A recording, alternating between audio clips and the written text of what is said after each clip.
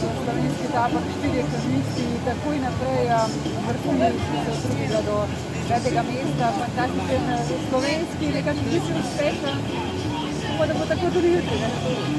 Ja, tudi jaz upam, da bo tudi jutri vsaj približen tako. Drugače pa ja, vsi štirje smo v redu odpeljali, se tudi pozna na rezultatih. Verjetno ste v tem tekmovalnem dolgem premoru precej trenirali tudi na progi in se zaradi tega poznate, pač progo poznate kot? Ja, sigurno. Progo imamo vsi štirje dosti naštudirano in se na koncu tudi poznaš aktivnost vode, mogoče malenkost bolj kot tujec in posledično malenkost bolj speljaš. Na koncu pa to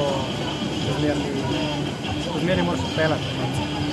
Kaj pričakujete od jutrišnjega dne, vemo nekako vreme, ni bo ravno najlepše, pa vendar vzdušje tudi v takšni je vedno fantastično. Ja, upam, da ne bo navijačev vrnil to slabo vreme, da bo prišli, da bo navijal, ker navadno tudi takšno res fajno vzdušje.